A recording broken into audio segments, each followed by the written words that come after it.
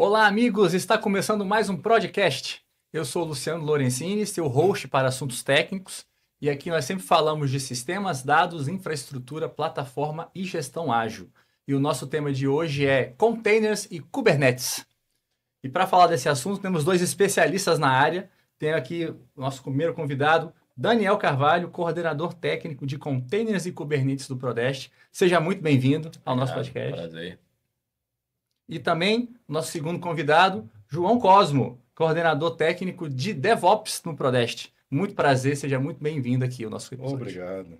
Legal. Gente, o assunto é muito bacana, é uma vanguarda da tecnologia, mais uma coisa que o Prodeste traz. E eu queria contextualizar para todo mundo que está nos ouvindo, vocês dois, o que é um container, que história é essa, para que serve, por que a gente não usa uma máquina virtual, um servidor padrão, qual é a vantagem disso? Tá.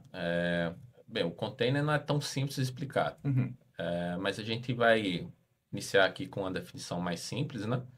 Que é como se fosse uma forma de virtualização. É uma virtualização a nível de sistema operacional. Então, a gente pode fazer uma analogia a máquinas virtuais, que é uma virtualização a mais a nível de host físico, né? Tá. Então, a máquina virtual você consegue isolar CPU, memória, recursos computacionais e entregar ela. Então, em um host físico, você consegue colocar N máquinas virtuais. Então, você compartilha isso. Já o container, a virtualização é mais a nível do sistema operacional. Então, além de você conseguir compartilhar os recursos computacionais como CPU e memória, você consegue compartilhar funcionalidades do kernel do sistema operacional. Certo. Então, dentro de um sistema operacional, você consegue colocar N containers, né? O João... É isso aí. Falando assim, na prática, a gente tem uma máquina virtual que é como se fosse um computador de casa, né? Só para a gente ter uma ideia. A gente tem um servidor, uma máquina virtual, e a gente senta ali na frente do teclado, faz uma instalação de um sistema nosso, uma ferramenta, pega essa aplicação e começa a utilizar, passa para quem vai utilizar. Quando a gente substitui esse tipo de máquina virtual por um container, a gente continua tendo uma máquina virtual embaixo, um sistema que vai gerenciar, vai subir esses containers e vai fazer eles funcionarem, né? E a gente tem o container que ele passa a ser uma imagem. É como se ele fosse uma cópia carbono de uma máquina, né? Ali dentro eu tenho uma linguagem onde eu vou fazer um passo a passo do que seria uma instalação, né, de uma aplicação. A partir dessa instalação, é como se eu estivesse instalando uma máquina, só que eu tenho uma imagem pronta. Então, se eu quiser pegar essa instalação minha de uma aplicação qualquer de mercado, um servidor, qualquer coisa, e compartilhar isso com outras pessoas, eu pego essa instalação, essa imagem, e eu disponibilizo ela para quem quiser usar. Então, eu consigo baixar uma imagem da internet de alguém que fez, né, na prática, eu dou um comando e com esse comando eu consigo fazer aquela aplicação começar a funcionar. Eu preciso de 10 instâncias, eu aumento para 10. Ele vai criar, né, para mim, várias cópias dessa mesma máquina que já está pronta, eu não preciso fazer instalação. Deu um problema, essa cópia vai morrer e o próprio sistema vai criar uma cópia nova no lugar, né? Então, ele tem essa questão. Ele é imutável, eu não mexo nele, mas eu tenho essa facilidade de eu conseguir colocar uma coisa para funcionar, aumentar a quantidade disso aí e fazer essa quantidade ela atender um número maior de usuários, um número menor, né, de acordo com a minha necessidade, sem ter o trabalho de ter que ficar dando a manutenção e corrigindo as coisas. Eu digo mais ainda que quando você vai para esse mundo aí de container, você tem que entender pelo menos 4 conceitos chaves aí, né? Certo. O que é um container, então a gente, a grosso modo, pode dizer que é uma forma de virtualização. Sendo mais técnico, um container é um processo isolado no sistema operacional. Existem diversas técnicas que você consegue isolar aquele processo a nível de rede, a nível de recurso. Então, é um processo isolado lá no seu sistema operacional. Você tem que entender também... São 4 conceitos que eu falo. O que é um container, o que é uma imagem de container, o que é um raster e o que é um container runtime. Sim. Então, a gente já definiu o que é um container. Agora, o que é uma imagem de container?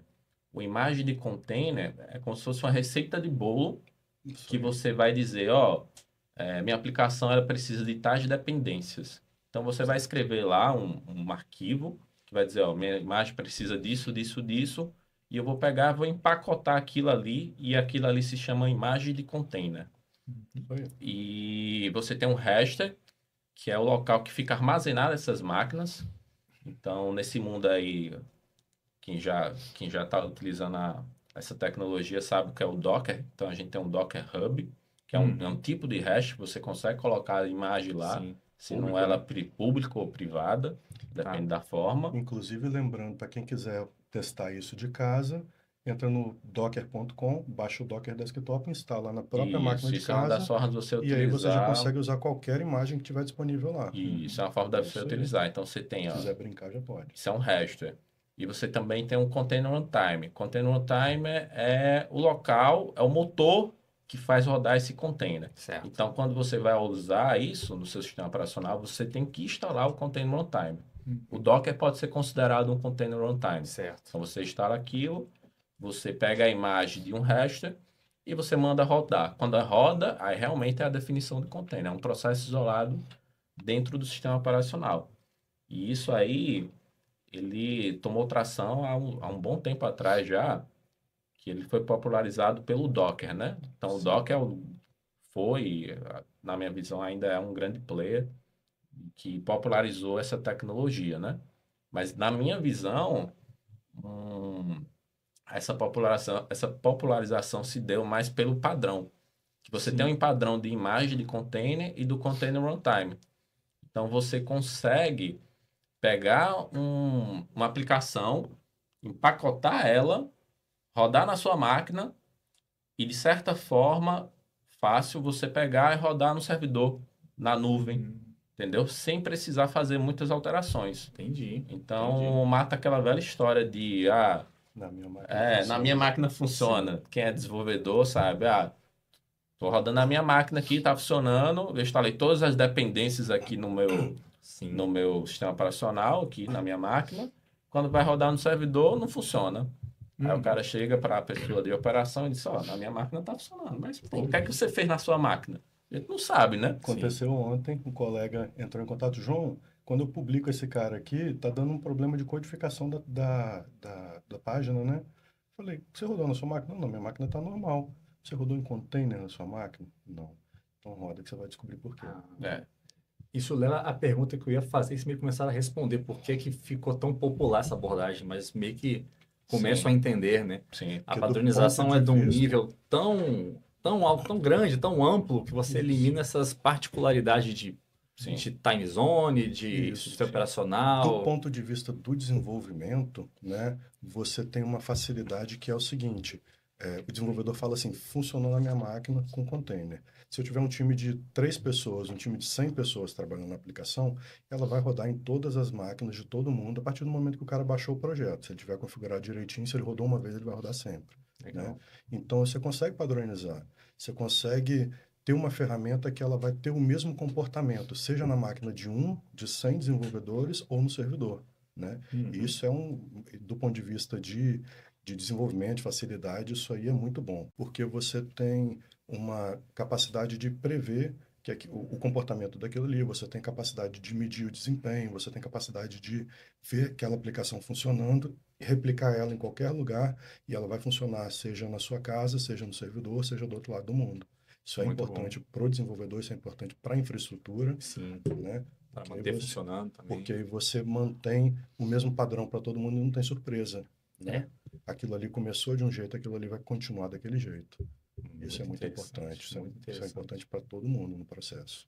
Aí o Docker ele veio, popularizou essa alternativa, né, de container, e ele vem como uma ferramenta que te ajuda a ter essa previsibilidade, ter essa facilidade. Então, se amanhã eu montar uma aplicação nova dentro de um container e eu precisar que um time comece a trabalhar, o cara não precisa saber mais como é que ele vai fazer para aquilo ali funcionar. Ele baixou o projeto, deu play, ele vai criar um container e vai começar a rodar. E ali dentro daquele container ele pode programar e se preocupar com a funcionalidade da aplicação, né? Legal. Isso aí. Legal. Não, ficou claro para todo mundo, assim. Deu para entender o que é o container e tudo mais. Partindo disso, como é que a gente faz uso disso na vida real? Porque um container, você fala que é uma máquina, é uma VM e tal, mas normalmente eu preciso de várias. Coloco um banco de dados, coloco sistemas, coloco várias outras coisas. Como é que a gente faz, ou que tecnologia que se usa para botar isso na prática, para organizar, para orquestrar, para comunicar esses vários containers? Como é que vocês fazem isso? Isso você falou a palavra certa, orquestrar, né? Essa que foi. Ah, olha aí. Porque existe o orquestrador, né? Então, a gente já tem a tecnologia container. Então, surgiu um problema, você até antecipou aí, que você consegue rodar N containers em uma máquina. Agora, você imagina isso em várias máquinas. Como é que você vai gerenciar isso? Vou ter 100 containers em uma máquina e mais eu tenho por debaixo 30 máquinas, entendeu? Aí surgiu o orquestrador. O orquestrador nada mais é que uma camada de software para poder controlar um cluster de servidores, né? Então, você tem uma camada de software que vai te apresentar uma forma de você automatizar todo esse processo, entendeu? Então, no mercado, houve uma corrida aí há um pouco tempo atrás, que a gente tinha vários orquestradores, né? Então, você tinha um orquestrador até do próprio Docker, você tinha o Kettle, que era outro open source, que era do Rancher, né? E você tem o Kubernetes. Então, há um pouco tempo atrás, o Kubernetes ele virou praticamente o padrão do mercado. E é open source, né? Ele é open source também, assim como o container. Tudo do container, as padronizações são tudo feito pela comunidade. Kubernetes também é feito pela comunidade. E o Kubernetes ele te entrega uma facilidade para poder automatizar essa criação do container.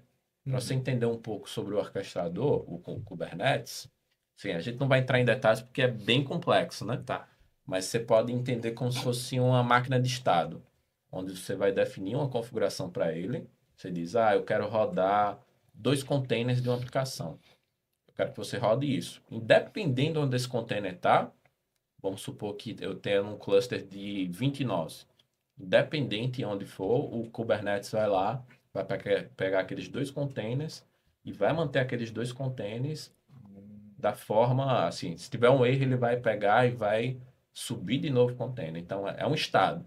Eu quero que fique 2 containers rodando aqui da minha aplicação. Pelo que você falou, ele abstrai uma camada dos servidores que estão rodando por baixo. Eu mando rodar e ele controla isso para mim. Ele te entrega uma API, bastante. Ele tem uma API, uma CLI também, e você diz, eu quero rodar 2 containers da minha aplicação. Então, ele tem algumas features, sim, são diversas features, né, para ajudar essa parte de automatização. Certo. Mas eu considero 2 bem importantes, que seria auto-healing, né, que é você... Parou de funcionar, ele mata o container. Parou de funcionar, ele mata o container e o outro. E o autoscale também é bastante importante. Então, eu consigo definir um estado para ele dizendo, eu quero que você suba 2 containers, mas se esses 2 containers estiver com a CPU sendo utilizada muito alto, mais de 80% do que eu defini, eu quero que você escale mais. Coloque mais máquinas. E ele vai colocar, vai escalando quando vai tendo demanda, né, para consumo daqueles containers, ele vai escalando aquele container até o limite que você definiu. Então, ele é um facilitador muito grande, entendeu? E o Kubernetes, ele tem a figura do serviço, né? Que abstrai para mim também como é que vai ser feita a comunicação. A requisição, ela vai vir de fora, da internet, do 1.000, 10.000 usuários. Ela vai vir através desse serviço e o serviço vai entender que ele tem X máquinas, X containers, atendendo aquele mesmo serviço, aquela mesma requisição. Então, eu vou balancear. Se eu tenho, sei lá, 3 containers e 3.000 requisições, ele vai mandar 1.000 para cada um, né? Porque aí você não sobrecarrega a aplicação.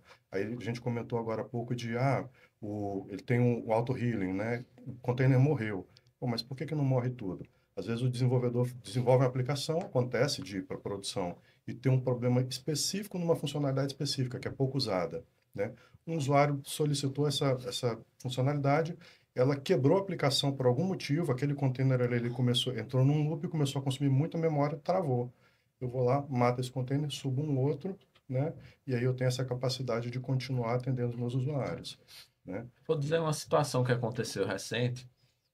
Uma aplicação, ela estava tendo memory leak, né? Então, aumentando a memória, a partir de um momento ela estava sendo utilizada, ela vai aumentando a memória até chegar no limite.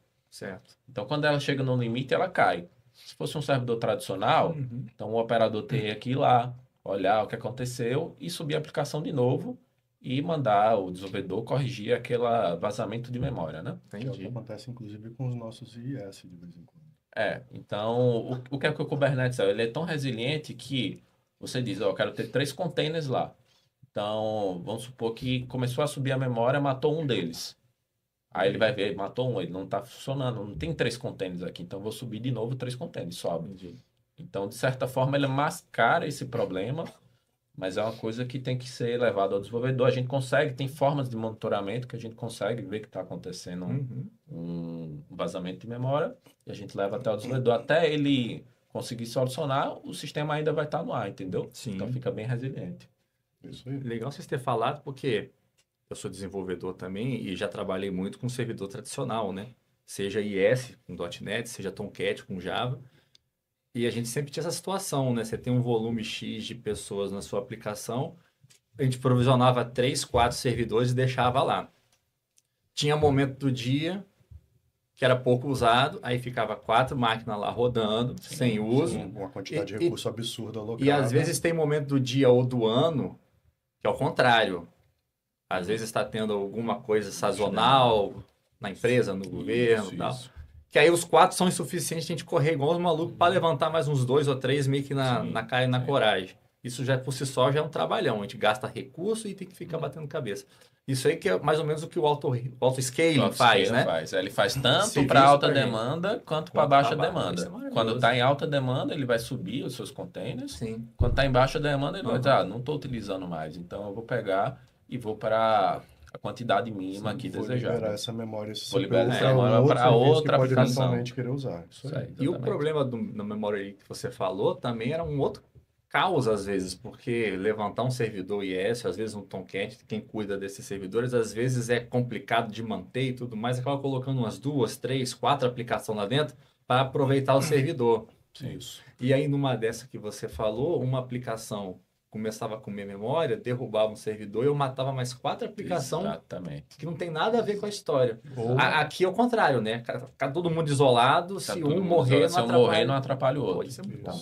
Isso é muito bom. E a gente está falando da escala do Prodeste. O Prodeste ele não é igual uma empresa comum que às vezes tem 4, 5, 6 serviços. O Prodeste tem centenas. Né? Então, os IS tem 200 serviços. O OpenShift tem mais algumas centenas de serviços também. Né? Então, a gente precisa ter uma gestão melhor de recursos. Né? Uma capacidade de isolamento. Então, se a sua aplicação tiver com problema, com uma falha grave de segurança, por exemplo, e alguém usar essa falha para invadir sua aplicação, ele não consegue chegar numa aplicação que está rodando na mesma máquina. Por quê? Porque essa camada de abstração ela vai separar a comunicação de um container para o outro. Então, tudo ali dentro do seu namespace, dentro do mundinho da sua aplicação, vai comunicar. Se eu tiver 2, 3 containers diferentes de uma aplicação sua, elas vão se comunicar, elas podem estar vulneráveis, mas eu posso ter ela rodando na mesma máquina que uma aplicação crítica e eu não consigo sair dessa e chegar nessa se essa aqui tiver com uma falha. Isso é muito importante. Faz esse isolamento, né? Isso. Então é mais um ponto de segurança que também traz o uso de orquestração. Isso aí. São várias premissas, várias ferramentas que o ambiente de Kubernetes ele traz, que a utilização do container, né? A gente fala muito de Docker, mas é container, porque a gente tem outras ferramentas, tem o CRI-O, tem uma série de outras ferramentas. Legal. Mas a gente fala Docker por costume. Mas a gente tem essas ferramentas e isso aí traz uma série de benefícios. Traz algumas dificuldades, traz uma curva de aprendizado, mas ela traz um monte de benefícios, né? E a tendência é você migrar. Você tem uma comunidade que hoje atua com isso aí, que está crescendo cada vez mais. Por ser open source, você consegue entrar ali no código, ver o que está acontecendo. Se você imagina uma forma de trabalhar naquilo ali e ajudar, você pode fazer um pull request para os repositórios e o cara vai analisar seu código, vai pegar seu código. Então, assim, não vai faltar gente para te ajudar, né? Para te ajudar a entender um problema. Isso é muito bom, né? A gente tem a resiliência, a gente tem as ferramentas e a gente tem uma comunidade muito grande. Sim. Né? Um container, uma pergunta mais técnica, roda em qualquer sistema operacional? Tem que ser algum específico? Só Linux? Tem alguma outra forma? Como é que isso... Principalmente Linux. Principalmente Linux, mas já tem também a tecnologia para o Windows, né? Então, não, assim, ao meu ver, ainda não está maduro o suficiente, mas vamos dizer que 90% aí dos casos é Linux. Padrão de mercado. Padrão do mercado é Linux. Vai ter 10% outro que usa o Windows, mas o padrão realmente é Linux. Massa. Sim. E a gente tem o container Windows, que geralmente é para aplicações .NET Framework. Só que Sim. ele pela última vez que eu olhei, ele ainda era beta, ele não estava lançado oficial. Acho que está em GA já também, Já. mas tem que olhar, porque realmente a Perfeito. gente não, assim, a gente não vê utiliza. muito a Foco é parte Linux, Windows.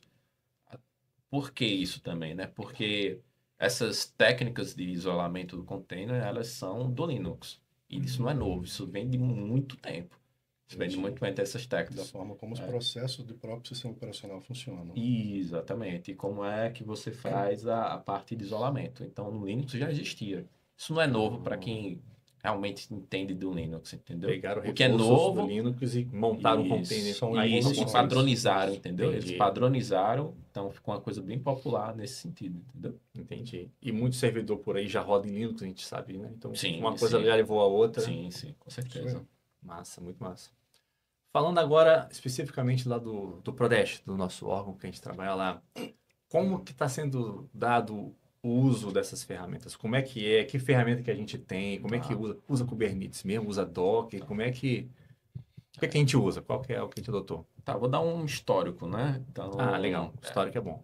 O histórico é bom. É. Eu dar histórico, hein? A gente começou, tem até anotado aqui, ó.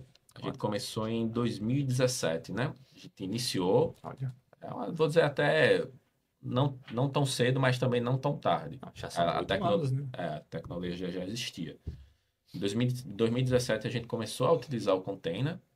Em 2017 ainda existia aquela briga, quem vai ser o orquestrador principal? Vai ser Kubernetes, vai ser o Keto. Então na época a gente subiu o Keto, o Rancher Keto que a gente chama. Certo. Em 2017 a gente subiu esse ambiente, fez testes, a gente colocou algumas aplicações em produção, viu que realmente a tecnologia era promissora.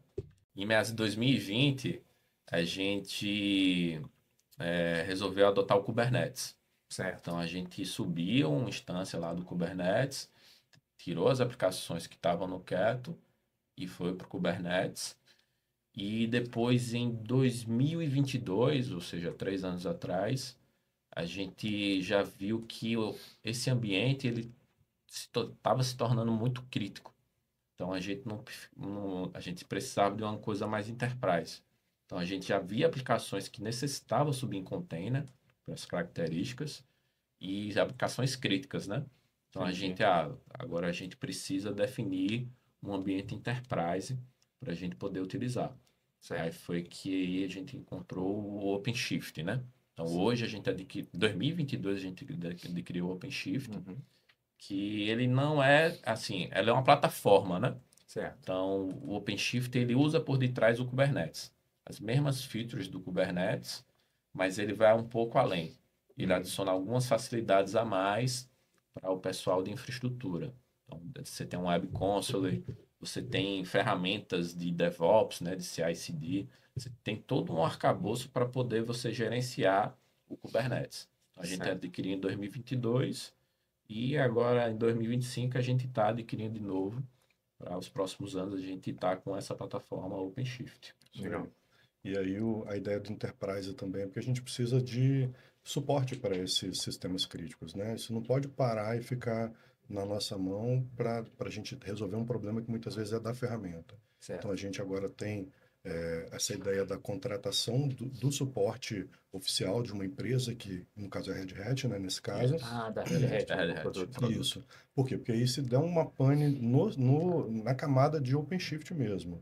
Né, eles vão resolver para a gente. Sim. Eles atuam imediatamente para a gente. Vou dar alguns números aqui do nosso ambiente. Assim, eu considero que ele ainda é pequeno em consideração a outros, né? Mas eu já acho um pouco assustador também. Porque isso aqui, a tendência é só crescer. Certo. A tecnologia está indo para esse lado de container Kubernetes, né? Então, a gente hoje tem 3 clusters, né? Um cluster de não produção, que a gente chama. Um cluster que a gente está chamando aí de missão crítica, que é um cluster que é para a nossa automação da infraestrutura do Prodeste, né? De ativos de redes até, né? Então, a gente tem um ambiente lá para automatizar regras de redes, até construção de máquinas virtuais, a gente tem um ambiente de automação. e o cluster de produção, que são, em geral, aplicações webs, né? Entendi. Então, esse cluster de produção que ele é maior, hoje a gente está com 30 nós, 30 servidores, Certo. totalizando aí um total de 180 CPUs, 700 gigabytes de RAM.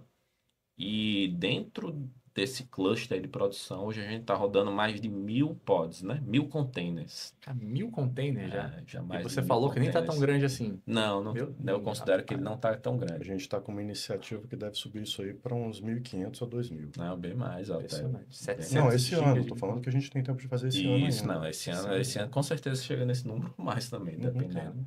Mas hoje tem Impressionante. mais de 1.000 containers. Se eu não me engano, eu olhei lá hoje de manhã, eu acho que estava em torno de 1.200 containers lá rodando, entendeu? E isso vai variando ao longo do dia também, né? Pela função do autoscale. Então, autoscale às que vezes você tem falou. mais, às vezes tem menos. Então, Umas assim, 3 da tarde, assim, que é horário crítico de governo, todo mundo O trabalhando. Deve pessoal ser chegando isso. do almoço e resolvendo aquelas pendências que alguém esperava a resposta antes do almoço e deram. Entendi. Aí o bicho começa a pegar depois do almoço. aí tem algumas aplicações dentro desse cluster, né? Isso Então, que eu ia perguntar, que aplicações assim que o público costuma conhecer que pode ser dado de exemplo assim? o grande exemplo aí, o Edox, né? O Edox hoje é um sistema gigante lá dentro da Prodest, né? Então, a Sim. gente tem alguns subsistemas do Edox nessa tecnologia. Vários microserviços. Tem vários Massa. microserviços. Eu até puxei aqui também, ó.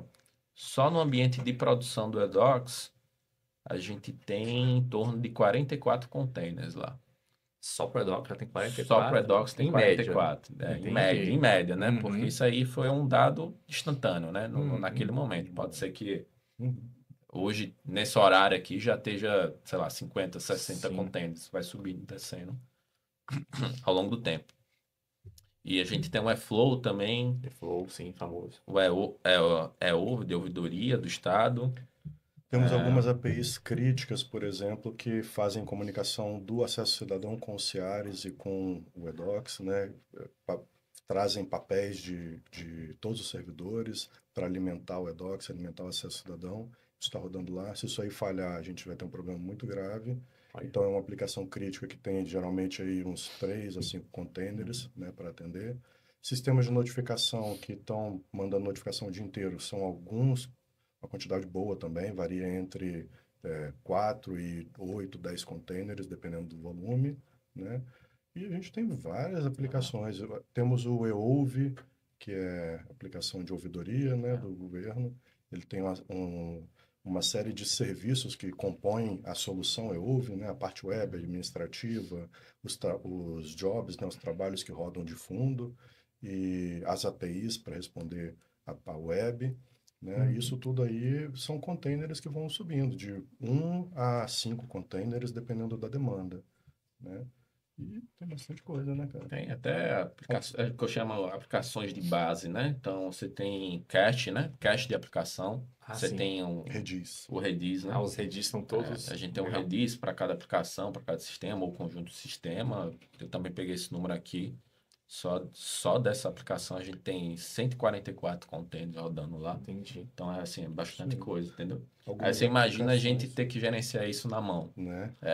Praticamente impossível, Imagina entendeu? entrar numa VM para cada coisinha dessas aí. É praticamente Aí impossível. a gente entendeu? agora tem um console só, né? A gente tem, por exemplo, aplicações que utilizam bancos que não são suportados pelo Prodest oficialmente. Então a gente sobe esse banco aí no próprio container, né? Entendi. Aí a gente sobe às vezes microserviços de determinadas aplicações, também container. E, cara, isso só tende a crescer. Isso aí não. E aí isso aí a gente precisa de uma maturidade de automatização, automação Sim. de Isso aí. todo o processo, né? Isso aí. Noto que, então, a ideia é que a gente cada vez menos tenha sistemas usando uma arquitetura mais tradicional Isso aí. e o foco que seja daqui para frente realmente seja tudo em container. Isso aí. A gente vai tirar da arquitetura tradicional o que a gente já conseguiu colocar em container, que é um dos projetos, né? Certo. E aí a gente vai prover esses serviços todos via OpenShift, via container, né? E qualquer novo desenvolvimento ele já está sendo feito pensado nisso, né? Ele já é feito pensado na estrutura de OpenShift. Ele tem uma série de orientações ali que elas mudam em relação à plataforma tradicional. né? Sim. A gente tinha, por exemplo, a questão do isolamento da plataforma tradicional, a gente tinha 200 aplicações. Então, eu não podia deixar a internet chegar direto nesse servidor. Eu tinha que ter um servidor no meio do caminho que ia fazer um filtro. Então, se uma aplicação que está nesse servidor precisa acessar a internet, eu tenho uma aplicação de filtro ali que, se ela for comprometida, ela não permite que eu faça requisições e invada outras aplicações que estão ali que não consigo isolar, né? Ainda tem um nível de isolamento, mas não tem como você isolar 100%. E aí a gente, com o OpenShift, a gente a gente abandona esse problema e a gente tem, de fato, um isolamento e eu consigo abrir mão desse servidor intermediário e configurar direto por namespace, por conjunto de aplicações que formam uma solução. Eu digo qual pod vai acessar a internet, eu não preciso nem abrir para todos. Qual pod individualmente vai acessar a internet. Eu elimino um trabalho do desenvolvedor de ter que desenvolver uma aplicação só para fazer esse meio de campo. Legal. E eu consigo... Você tem um controle mais fino, né? Bem mais fino. Você consegue aplicar uma regra dizendo, ó, eu consigo dizer que só determinados pods aqui pode sair para a internet. A gente consegue aplicar uma regra nesse sentido. Entendeu? Só determinados pods podem receber uma requisição da internet e de um endereço específico, de um IP específico, de um nome específico, de DNS, né? E a gente tem um controle granular, era a palavra que eu estava querendo achar. Granular, perfeito. Isso aí.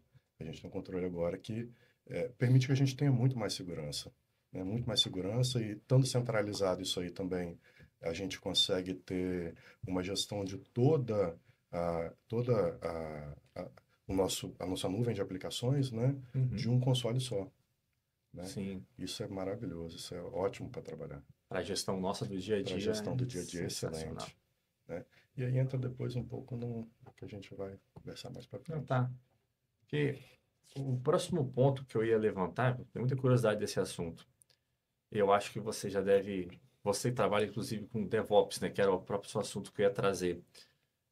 Como que esse ambiente de Kubernetes e container ajuda a fazer o DevOps? Na verdade, eu ia pedir para você explicar rapidamente para o pessoal o que é um DevOps, exatamente o que é que faz, quais são os principais passos nesse caso de Kubernetes, o que isso facilita comparado com uma implantação padrão no IS, no Tomcat, por exemplo. Então, o DevOps ele é uma filosofia e ele é uma atividade, de fato. Né? A filosofia de você trabalhar com desenvolvimento e operação, no caso DevSecOps, desenvolvimento, segurança e operação.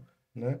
Isso aí é uma filosofia de como você vai fazer com que todas as áreas de desenvolvimento e infraestrutura conversem, né? Tanto as pessoas quanto os sistemas, e na prática, né, na atividade de fato, é você implementar isso, botar isso para de fato funcionar. A gente tem N ferramentas para fazer tudo, você pode, sei lá, você tem 50 tipos de ferramenta para fazer um CI, 50 para fazer um CD, você pode escolher o que você quiser e montar o seu ambiente. Então, para a gente definiu, né, pela nossa experiência, a maioria das nossas aplicações são .NET, Microsoft, né? Então, a gente optou pelo Azure DevOps para criar esses pipelines. O pipeline, também conhecido como esteira, é uma automatização, né? Eu vou pegar um código-fonte, né? O desenvolvedor se preocupou com o código-fonte, ele colocou na minha esteira.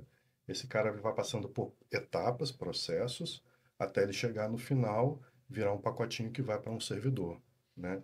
Então, como a gente está falando de uma quantidade muito grande de aplicações, sei lá, 300 microserviços e aplicações juntos, a gente precisa ter um tipo de padrão, né? Então, a gente tem templates, né? São padrões que a gente prepara para todas as aplicações que seguem um determinado funcionamento padrão, elas conseguirem usar esse cara aí. Então, o desenvolvedor ele se preocupa em falar o seguinte, olha, a minha aplicação, o nome dele é esse, ela está nesse endereço e ela tem essas variáveis aqui que eu preciso que vão para a produção, para o desenvolvimento, né?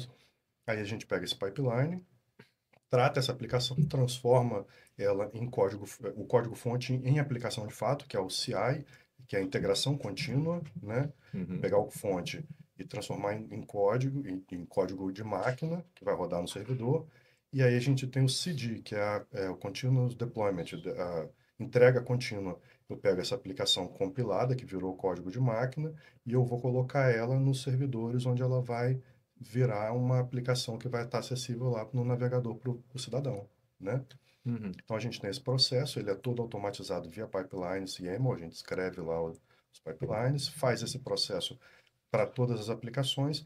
Isso aí permite que o desenvolvedor consiga ver ali sempre de uma maneira mais ou menos padrão quais são as etapas do que está acontecendo com o código dele. Então, deu um problema ali no meio, eu já tenho mais ou menos uma ideia de por que que aquilo aconteceu, a mensagem de erro, né, se eu precisar corrigir alguma coisa no meu código, né? Uhum. Aí depois eu vou pegar esse código e eu vou ter essa mesma facilidade. Pô, deu um problema para pegar esse código e jogar no servidor. Eu consigo ver o porquê, né? Isso traz para a gente uma previsibilidade novamente, né? Porque a gente tem esse funcionamento que vai ser sempre o mesmo. Funcionou uma vez, a tendência é que se tiver tudo certinho com o código, ele vai funcionar todas as vezes. Tá. Tem a previsibilidade. E aí eu entro no container. O que que o container ajuda? A gente tem um pipeline que vai fazer a integração e o deployment, né? E no meio do caminho, a gente vai pegar esse código-fonte, vai compilar ele, transformar em código de máquina, empacotar ele com um container, com uma imagem, né? Então, eu pego esse código de máquina, boto ele dentro de uma imagem de container, e aí eu pego ele, entrego ele para um registry, que é o nosso armazenamento dos containers, Sim. né? E eu aviso lá para o nosso GitOps, que é a nossa ferramenta de operação. A gente coloca lá, fala assim, ó, esse cara aqui tem uma versão nova. O GitOps pega essa versão nova, pega essa imagem, vai lá no OpenShift, recria a estrutura, se ela já existiu, ou então cria se ela não existir, né? Cria todos os manifestos da rota que vai servir, do serviço, dos containers. Aí eu vou ter lá todas as definições escritas de que eu vou ter 1 a 5 containers de acordo com a demanda, né? Tudo que vai fazer a aplicação funcionar de fato publicada, né? Eu entreguei esse pacotinho, o GitOps vai lá e vai falar, pô, esse cara aqui tá pronto, ó, OpenShift, monta isso, isso, isso, ele vai lá, aplica, o OpenShift vai lá no registro, pega esse container, faz o download dele num servidor, num dos muitos servidores que está embaixo daquela camada de gestão nossa, que é o OpenShift, tem N máquinas, ele conhece, eu não preciso conhecer porque eu sou o usuário dele, Tá. né? E aí, esse cara, o OpenShift, ele vai pegar aquele container com aquelas definições, e aquilo ali é imutável, aquilo ali eu consigo botar para funcionar nessa máquina, nessa. Ele vai fazer isso para mim, né? Entendi. Ele vai pegar e jogar essa aqui nessa máquina, nessa, e vai começar a servir a aplicação. O usuário vai digitar o endereço lá e está pronto para funcionar. O que o João está falando é que a gente tem agora um processo automatizado, né? Isso aí.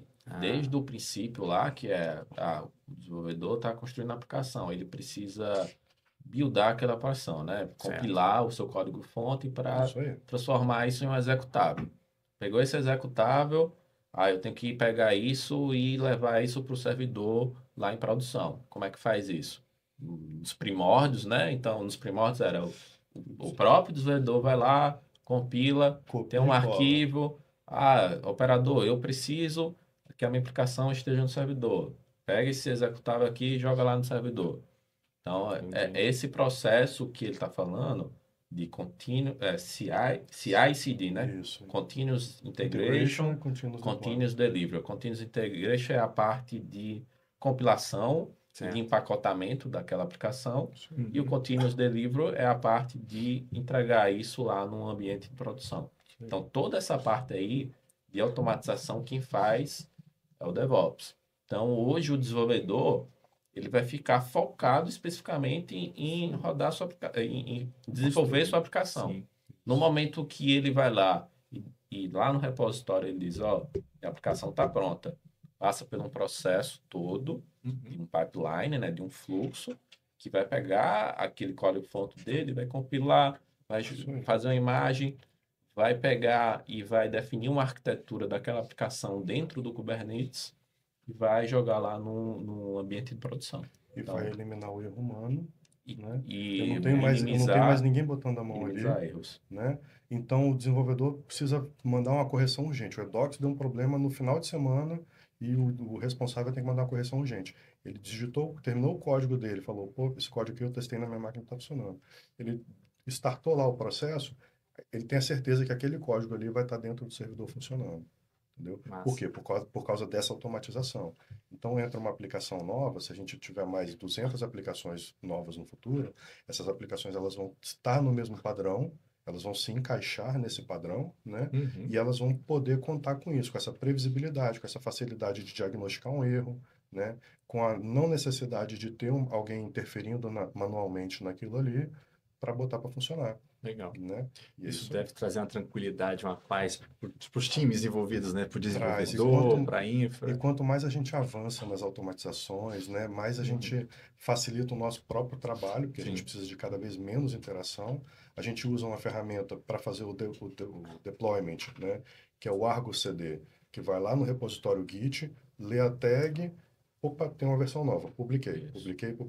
Então, o desenvolvedor antes ele precisava solicitar que a infraestrutura entrasse numa aplicação que está dando problema, falar, cara, o que está acontecendo com a minha aplicação? O cara que não tem o entendimento da aplicação ia lá no servidor, abria, pegava o log, ó, copia e cola para ele aqui para tenta descobrir o que aconteceu. Agora não, agora a gente consegue dar uma visão em tempo real da aplicação em produção. Então, o próprio desenvolvedor ele tem acesso para entrar ali e visualizar o que está acontecendo com a aplicação dele em tempo real, o recurso que está sendo consumido, o log de aplicação, o eventual erro, né? Ele consegue ver a comunicação entre uma ponta e outra. E essa parte também é uma parte interessante, é a parte de versionamento, né? Então, às vezes, você faz uma feature nova para o Docs, por exemplo, e às vezes começa a dar erro na aplicação. Aí, cara, antigamente, para voltar uma versão anterior era bem complicado. Então, você consegue versionar isso, aí diz, pô, a partir do momento que a gente lançou essa versão aqui, começou a dar problema. Vamos voltar para outra para ver o que é que está acontecendo. 3 cliques e está de volta. 3 cliques você está de volta ao que era anteriormente, entendeu? E outra coisa, o Kubernetes ele te entrega também, o OpenShift, né? Ele entrega a capacidade de você fazer na hora do trabalho, na hora do expediente, na hora normal, de você pegar e lançar uma nova versão e ele vai matando aqueles containers devagarinho. Eu tenho 3 instâncias. Mato essa, substituo, vejo o que está acontecendo, né? Ele vê se vai subir. Subiu essa, vamos matar as próximas, entendeu? A título de curiosidade, ontem eu tive que fazer uma migração e eu fiz a migração de todos os microserviços do Edox no horário de expediente. A gente não teve um gargalo, um engasgo. Ninguém sentiu, ninguém ficou sabendo. Ninguém nem soube, né? Ninguém nem soube. E eu substituí literalmente todos eles. Eu já sou de uma época lá dos servidores tradicionais de não ter nada disso e compilar na minha máquina, acessar um FTP, jogar um arquivo lá e rezar para não dar nenhum problema nesse meio do caminho. A gente hoje ainda tem umas aplicações legadas que frase, assim, a ideia é sair daí e migrar para o e automatizar tudo. Já lançou aquela frase, na minha máquina funciona. Cada vez menos tem essa frase hoje em dia, né? Isso imagino que vai trazendo até uma segurança. Com certeza. E uma confiabilidade cada vez maior para manter os serviços no downtime alto, né? A gente sabe que o data center rala para deixar tudo no ar o máximo possível, equipes de plataformas, infraestrutura. Com isso também, times de desenvolvimento também ajudam nesse sentido a não ter nenhum tipo de erro humano, como você falou, né? Isso aí. Isso ajuda a manter todo mundo mais confiável possível. O que é muito bom, porque a responsabilidade que vocês seguram, né? Nós todos do Prodash, com todos os serviços que rodam, a gente não pode estar... Não estamos aqui para brincadeira, com certeza. Isso aí. Fazendo mais uma última questão que eu tenho. Assim, ficou claro que para os times que desenvolvem sistemas dentro do Prodash tem toda essa infraestrutura. Eu queria saber, Daniel, se o Prodash pretende oferecer esse tipo de serviço como na carta de serviços do Prodash para outros órgãos do Estado poder entrar em contato, pedir um container, pedir alguma coisa dessa. Isso tem um panorama mais para frente ou também? A gente tem estudado, acho que desde o começo desse ano, uma forma de a gente entregar mesmo para clientes da Prodest. A gente não chegou ainda num padrão definido, mas a gente tem alguns exemplos. Tem alguns pilotos que a gente está trazendo. Então tem coisas acontecendo. Tem coisas acontecendo por detrás, a gente só ainda não padronizou, não definiu e não publicou ainda, porque a gente acredita que ainda não chegou no momento correto. Mas eu acredito que lá no início de 2026, eu acho que a gente já vai conseguir ter isso publicado lá como um serviço entrega à Prodest. Mais uma carta. Legal. Tem alguns exemplos. Tem. Hoje a gente tem, por exemplo, um recente que a gente publicou, que foi o Conecta FAPS, da FAPS. Ele é desenvolvido, se eu não me engano, por bolsistas, né? E é um serviço de pagamento deles. Tem, acho que, 12 microserviços e a tendência é aumentar, né? E a gente fez um trabalho em conjunto, né, para publicar essas aplicações que estão desenvolvidas, estão salvas no GitHub deles, né, e estão usando a nossa infraestrutura para rodar, né? Então, a gente fez um pipeline para eles específico, estudamos formas de atender e amadurecemos o funcionamento de um pipeline que, inclusive, vai nos atender melhor agora a partir dessa experiência, né? Então, hoje a gente tem o Conecta FAPS rodando lá no nosso ambiente, o OpenShift. Nós temos um recente também que foi o projeto de preservação digital sistêmica, que é uma parceria entre Prodeste, UFES, FAPES e Arquivo Público, para fazer preservação arquivística de documentos, usando documentos da Docs como padrão, né? Como base, né? Desenvolvendo uma ferramenta de conexão para fazer essa migração inicial dos arquivos e utilizando ferramentas de mercado, né? O Arquivemática, o Atom, que até então funcionavam na VM, né? A gente tinha aquela VM lá do início, né? Que era uma máquina. Se você entrar na documentação oficial da ferramenta, ela vai te falar, ó, instale uma máquina, Windows tal versão, perdão, Linux tal versão, faça isso, nessa ordem, para a sua aplicação funcionar, e você vai ter no final uma aplicação Arquivemática, uma aplicação Atom funcionando. Aí eu e o Daniel trabalhamos nisso para a gente gerar um Helm, que inclusive vai ser no futuro uma contribuição para a comunidade arquivística, né? Qualquer pessoa no mundo vai conseguir usar esse Helm. E aí, o que esse Helm faz? Ele pega toda aquela instrução do passo a passo para você montar esse Arquivemática, esse Atom, num servidor, numa VM, e ele transforma isso em imagens Docker. Então, eu não preciso mais sentar e seguir o passo a passo para ter uma aplicação de produção. Eu pego esse Helm, eu instalo ele num servidor Kubernetes, no OpenShift, qualquer servidor Kubernetes, e esse cara ele passa a funcionar em produção em coisa de minutos, que é o tempo de provisionar todos os recursos e subir os containers, né?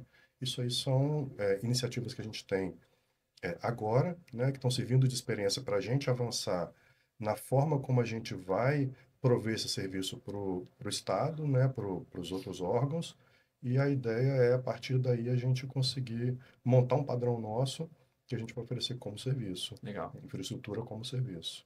Nossa. E aí, esse rapaz aqui vai me ajudar. Eu e ele vamos nos ajudar bastante nisso. Com certeza. Vamos prover isso aí. Tá bem legal o trabalho. Ponto final no nosso podcast de hoje. Agradeço de coração a presença de vocês dois, Daniel e João. Abrir para considerações finais. Só vai agradecer aí, Luciano, aí pelo espaço aí de a gente falar um pouco sobre esse ambiente, né? Sobre essas tecnologias. Espero que tenha atendido aí o público. Eu sei que a tecnologia é bem complexa, mas vale a pena você entender um pouco sobre, porque isso é padrão do mercado hoje, então a gente tem que andar aliado ao que o mercado está utilizando. E agradeço aí a você aí pela oportunidade aí de falar. Então, foi um prazer imenso, é sempre um prazer, né? Falar um pouquinho de tecnologia, falar um pouquinho do que a gente faz, do que a gente gosta de fazer, né? Porque tem um trabalho que as pessoas fazem porque precisam e que fazem porque precisam, mais gostam, né? E a gente ama o que a gente faz, né? Mostrar um pouquinho do trabalho do Prodeste, a gente está desenvolvendo muita coisa legal, a gente tem condição de ser referência para o Estado e até para o país, tá? Inclusive, a gente já tem servido a outros estados em algumas questões, algumas aplicações, né? Mas o nosso trabalho ele é para ser referência, né? Então, eu agradeço essa oportunidade de trazer um pouquinho disso aí, de poder falar um pouquinho disso, né?